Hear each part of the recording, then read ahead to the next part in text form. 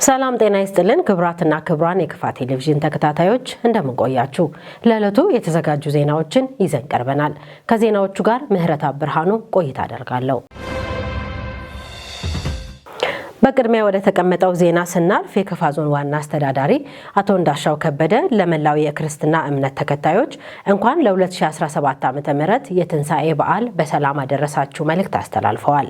በዓሉ የሰላምና የደስታ እንዲሁም የፍቅር እንዲሆን መልካም ምኞታቸውን ገልጸዋል። ቤተልሔም መምሩ ተጨማሪ አላት።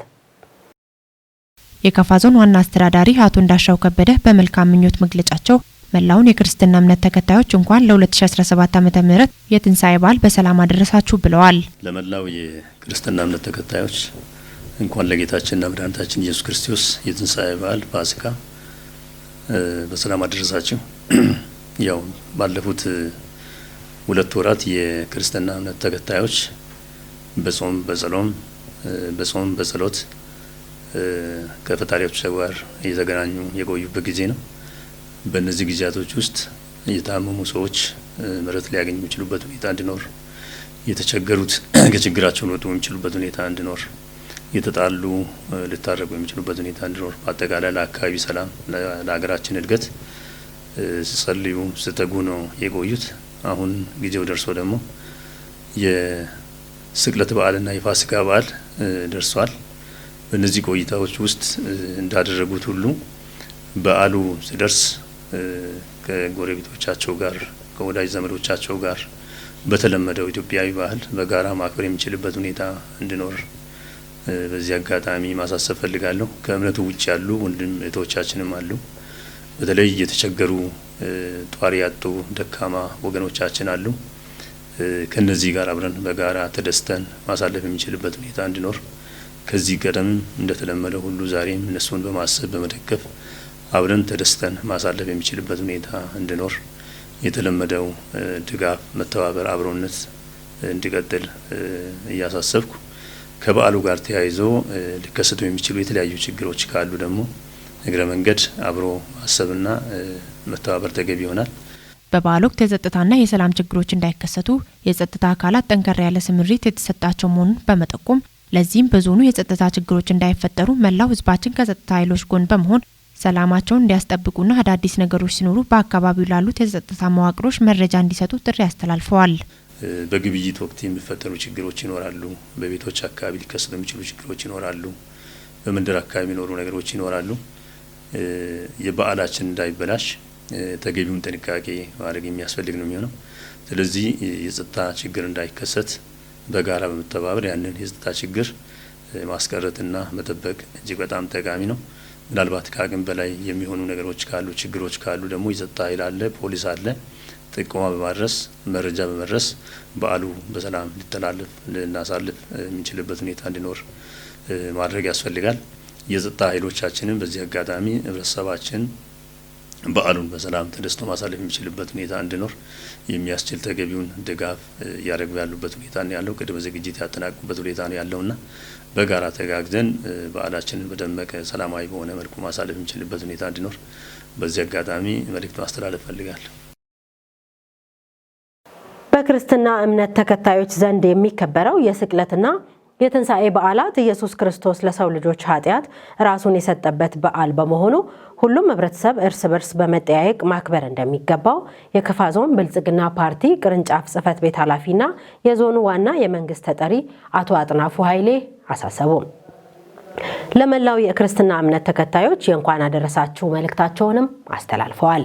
ጽዮን ታደለ በክርስትና እምነት ተከታዮች ዘንድ የስቅለትና የትንሳኤ በዓላት የሚከበረው ኢየሱስ ክርስቶስ ለሰው ልጆች ኃጢአት እንኳን ለክርስትና እምነት ተከታዮች በሰላም በደስታ ለፋሲካ በዓል እና ለስቅለት አደረሳችሁ የሚል መልእክት አለ። በዓሉ እንግዲህ በጣም ለረጅም ጊዜ ሲከበር የነበረ በዓል ነው። በክርስትና እምነት ተከታዮች ዘንድ ጌታችን ኢየሱስ ክርስቶስ ለሰው ልጅ ኃጢአት ራሱን የሰጠበት የሞተበት ከሙታን የተነሳበት ዕለትን በማስመልከት በየዓመቱ የሚከበር ነው ፋሲካ በዓል። ይህ በዓል የፍቅር በዓል ነው። ምክንያቱም ኢየሱስ ክርስቶስ ለፍቅር ስል ነው ራሱን አሳልፎ ለሰው ልጆች የሰጠውና ይህ ለኛ ደግሞ ምድር ላይ ላለን ህዝብ ፍቅርን ለሌሎች የምንሰጥበት የተከፈለልንን ዋጋ ያሰብን እኛ ደግሞ በአቅማችን ለሌሎች ዋጋ የምንከፍልበት የምንችልበትን ሁሉ የምናደርግበት ስለሆነ ይህንን ትምህርት መነሻ በማድረግ በዓሉን ስናከብር እኛም ለሌሎች የምናስብበት ሁኔታ መኖር አለበት የሚል መልእክት አለኝ። አክለውም ከዚህ ቀደም የነበረን የአብሮነት ባህላችንን በማጠናከር ያለው ለሌለው በማሰብ ሊያከብር እንደሚገባ ተናግረዋል። ህዝባችን ከዚህ በፊትም የነበረውን መልካም ባህል አለ። አንዱ ለሌላው የማካፈል ያለው ለሌለው የመስጠት ባህል አለ። አጋጣሚ ሆኖ ይህን በዓል የሚያከብሩ ነገር ግን አቅም የሌላቸው ከሌላው ሰው ጋር ተወዳድረው ማክበር የማይችሉ ሰዎች አሉና እነሱም እንዳቅማቸው በዓሉን እንዲያከብሩ የነበረንን መልካም ባህል ማሳየት አለብን። አጋጣሚ ሆኖ በማህበረሰቡ ውስጥ የሚረሱ የህብረተሰብ ክፍሎች እንዳይኖሩ ሁሉም ህብረተሰብ የነበረውን ጠንካራ ድጋፍ እንዲያደርግ ጥሪን አቀርባለሁ። በእርግጥ በእኛ ዞን አሁን ባለው ሁኔታ የመንግስት ተቋማት፣ ግለሰቦች እና የሃይማኖት ተቋማት አቅም ለሌላቸው ሰዎች ድጋፍ ያደረጉ እንዳሉ አንዳንዶችን ለማድረግም ዝግጅት ላይ እንዳሉ ያየን ነው። ከሌላው ጊዜ በተሻለ ሁኔታ ዘንድሮ ጠንካራ ዝግጅት በየዘርፉ እየተደረገ እንደሆነ ያየን ስለሆነ የባህል ተጠናክሮ መቀጠል አለበት። በበዓል ወቅት የሚያስፈልጉ ምርቶችን ለማህበረሰቡ ተደራሽ ከማድረግ አንጻር በርካታ ስራዎች እየተሰሩ መሆኑን የጠቆሙት አቶ አጥናፉ ኃይሌ ይህም ተጠናክሮ እንደሚቀጥል አብራርተዋል። በመንግስት ተቋምም ገበያን ለማረጋጋት በተለይ ገዢዎች፣ ሸማቾች ላይ ያለውን የዋጋ ንረት ለመቆጣጠር ከቦንጋ ከተማ ጀምሮ እስከ ወረዳ ከተማ አስተዳደሮች ድረስ የሰንበት ገበያን በመፍጠር ምርት አቅርቦት ላይ እንደ መንግስት የተሰራ ስራ አለ። ይህም ቀጣይ ከበዓል በኋላም ተጠናክሮ የሚቀጥል ነው የሚሆነው። ሁሉም ህብረተሰብ ክፍል በተቻለ መጠን ወቅቱን በሚመጥን መልኩ በዓሉን እንዲያከብር እየተደረገ ያለው ድጋፍና ዝግጅት ተጠናክሮ ይቀጥላል። በመጨረሻም የስቅለትና የትንሳኤ በዓላት ያለምንም ጸጥታ ችግር ማክበር እንዲቻል በዞኑ ባሉ ወረዳዎች በቂ ዝግጅት መደረጉን አመላክተው ለመላው የክርስትና እምነት ተከታዮች የእንኳን አደረሳችሁ መልእክታቸውን አስተላልፈዋል። የጸጥታ ተቋማት ከሳምንት በፊት ዝግጅት አድርጓሉ። ከላይ እስከ ታች ህብረተሰቡ በዓሉን በሰላም እንዲያከብር የጸጥታ ስራ እንዴት መመራት አለበት የሚለውን የተለየ ነገር የታየ ነገር ባይኖርም ጥንቃቄ ግን አስፈላጊ ነው በሚል እየተደረገ ያለ ዝግጅት አለ። በእኛ በኩል በጸጥታ በኩል እየተደረገ ያለ ዝግጅት አስተማማኝ ነው። ጸጥታ ብቻውን ምንም ማድረግ ስለማይችል ህብረተሰብ ክፍል መተባበር አለበት። ያው ደህንነታችንን ጠብቆ አካባቢያችንን ጠብቆ በጋራ ስለሆነ ህዝቡም መተባበር አለበት። በዓሉን በምናከብርበት ጊዜ መዘናጋት አያስፈልግም። አካባቢያችን፣ መንደራችን በጋራ መጠበቅ አለብን የሚል ነገር ነው ያለው። እነዚህን አጠናክረን በማስቀጠል የአካባቢያችንን ደህንነት በማረጋገጥ በዓሉ በሰላም እንዲከበር ማድረግ መቻል አለብን። በዓሉን ስናከብር ደግሞ የዞናችንን ልማት፣ የዞናችንን ሰላምና ደህንነት በጋራ እየተወያየን እየተነጋገርን የተጀመሩ ልማቶች እንዲቀጥሉ እንዴት ማስቀጠል አለብን፣ ከመንግስት ጋር እንዴት መቀናጀት አለብን፣ ከመንግስት ጋር እንዴት አብረን መስራት አለብን የሚለውን ጉዳይ ህብረተሰቡ እየተወያየ እየተነጋገረ ከበዓል ማግስት ደግሞ ወደ ስራ የምንገባበት ሁኔታ እንዲኖር ማድረግ መቻል አለብን። ለመላው የክርስትና እምነት ተከታዮች፣ ለዞናችን ህዝብ፣ ለሁሉም እንኳን ለፋሲካ በዓል አደረሳችሁ የሚል መልእክትን ለማስተላለፍ ነው። አመሰግናለሁ። ጌታችን ኢየሱስ ክርስቶስ የሰው ልጆችን ለማዳን የከፈለውን ዋጋ በማሰብ እርስ በርሳችን በመፈቃቀርና በመተሳሰብ መኖር እንደሚገባን እንዲሁም በወንጌል የተነገረውን ተግባር ማሳየት እንደሚያስፈልግ በኢትዮጵያ ኦርቶዶክስ ተዋሕዶ ቤተክርስቲያን የክፋ ዞን ሀገረ ስብከት ዋና ስራ አስኪያጅ መጋቢ ሃይማኖት ዘውዴ ገብረ ጻዲቅ አሳሰቡ።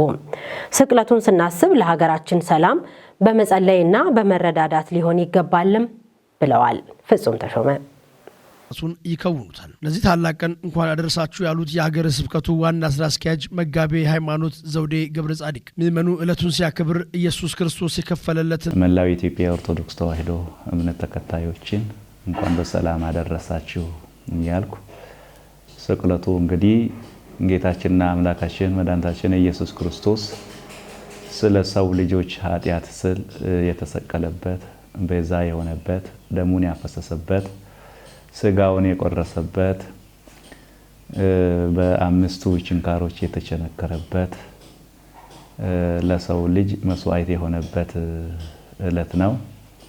ይህ ዕለት ዓርብ ወይም የስቅለት ዕለት ከምንም በላይ ለሰው ልጆች የሰው ልጅ የዳነበት ዕለት ናት።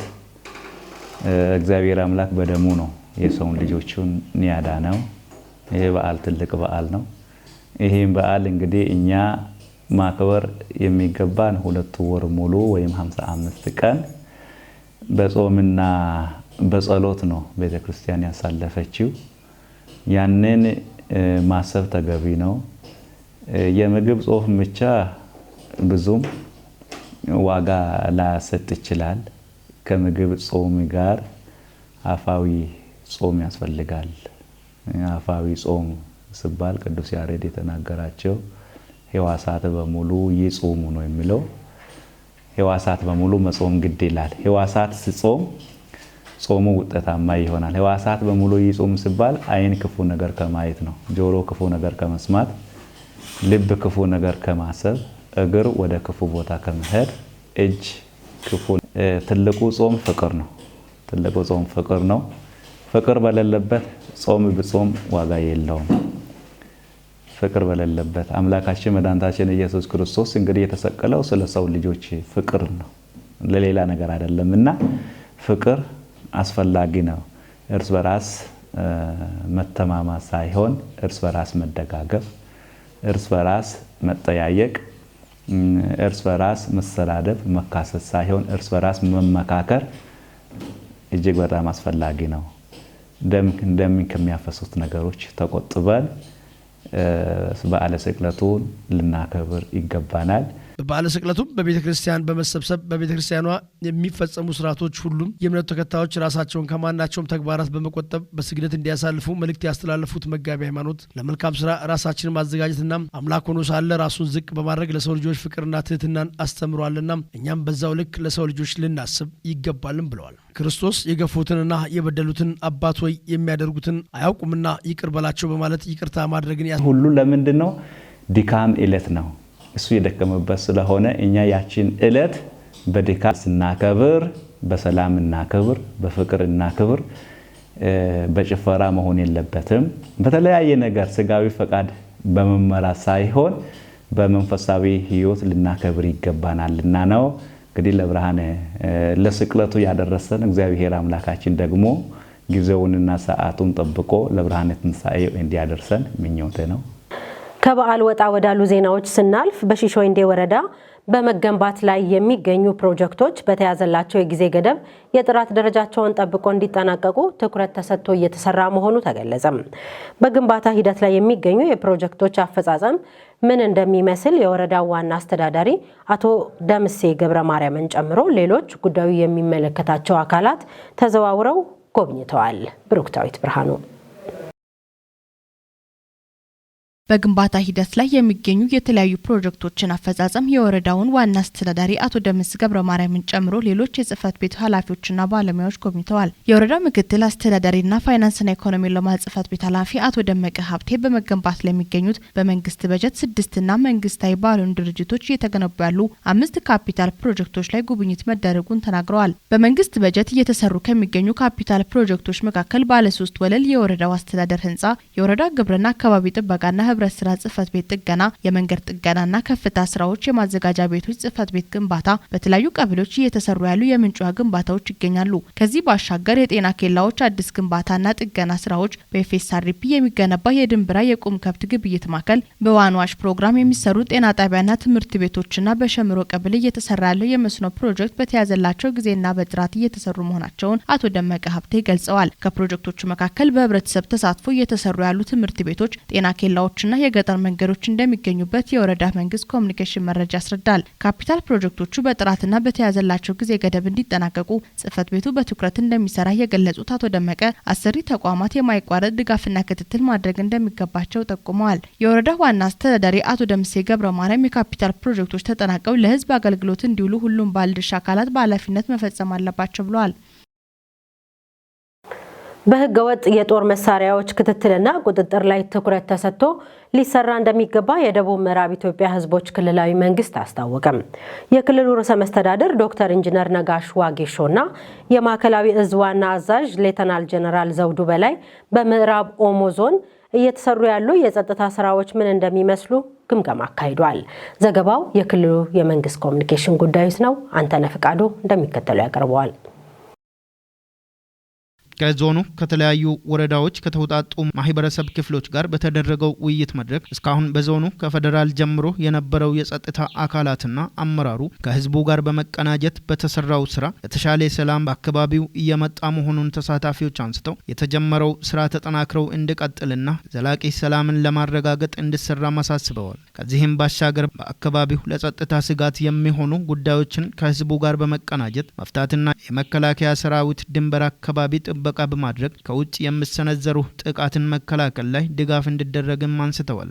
በመድረኩ ላይ የተገኙ ሌተናል ጀነራል አስራት ዶኔሮ በዞኑ ሲሰሩ የነበሩና የተገኙ ውጤቶችን በዝርዝር አንስተው ቀጣይ ቀሪ ስራዎች ላይ አመራሩ ህዝቡና የጸጥታ መዋቅርን በማጠናከር አሁን የተገኘውን ውጤት ማስቀጠል እንደሚያስፈልግም አብራርተዋል። የማዕከላዊ እዝ ዋና አዛዥ ሌተናል ጀነራል ዘውዱ በላይ በቀጠናው በቀጣይነት በትኩረት እንደሚሰራ አንስተው የውስጥ ችግሮችን በተጀመረው አግባብ መፍታት ተገቢ መሆኑን ተናግረዋል። ከዚህም ባሻገር የህገ ወጥ ጦር መሳሪያ ቁጥጥር ያለ ምህረት ሊሰራ እንደሚገባም ጠቁመዋል። ጀነራል መኮንኑ አያይዘው ድንበር በመጠበቅ ህብረተሰቡ እንደወትሮው ሁሉ በተደራጀ መንገድ የድንበር ጠባቂነት ታሪካዊ ኃላፊነታቸውን መወጣት እንደሚገባ መሆኑን አስረድተዋል። የክልሉ ርዕሰ መስተዳድር ዶክተር ኢንጂነር ነጋሽ ዋጌሾ ከፌደራል እስከ ወረዳ ያለው የጸጥታ አካላትና አመራሩ በመቀናጀት በዞኑ የመጣው ሰላም ትልቅ ውጤት መሆኑን ተናግረው በሂደቱ የተሳተፉና የድርሻቸውን የተወጡ አካላትን አመስግነዋል። ዶክተር ኢንጂነር ነጋሽ ዋጌሾ አክለው እስካሁን የመጣውን ውጤት ዘላቂ ለማድረግ የህግ የማስከበር ስራን አጠናክሮ መስራት፣ የህገ ወጥ ጦር መሳሪያ ምዝገባና ቁጥጥርን ማጠናከር፣ በማዕድን አካባቢና በወረዳዎች መካከል በወሰን አካባቢ የሚስተዋሉ ችግሮችን በወንድማማችነት እና በመተጋገዝ መንፈስ ለቅመው መፍታት እና ሌሎች የውስጥ ችግሮችን በየደረጃው ያሉ አመራር፣ የጸጥታ አካላትና ህዝቡ በመቀናጀት መፍታት እንደሚገባም ተናግረዋል። ርዕሰ መስተዳድሩ አያይዘው ዞኑን ከጸጥታ ስጋት በማውጣት የብልጽግና ማዕከል ለማድረግ የተጀመሩ ስራዎች በተቀመጠው አግባብ ተጠናክረው እንዲቀጥል አመራሩና የጸጥታ መዋቅሩ ለውጤታማነት መትጋት እንደሚገባም ዝርዝር የስራ መመሪያ ሰጥተዋል። ክቡራትና ክቡራን የክፋ ቴሌቪዥን ተከታታዮች ለዕለቱ ያዘጋጀናቸው ዜናዎች እስካሁን ስትከታተሏቸው የቆያችሁትን የሚመስሉት ዜናዎቹን እየመራው ምህረት አብርሃኑ ቆይታ አድርጌያለሁ። ሌሎች የጣቢያችን ዝግጅቶች ይቀጥላሉ። በእኔ በኩል ሰላም።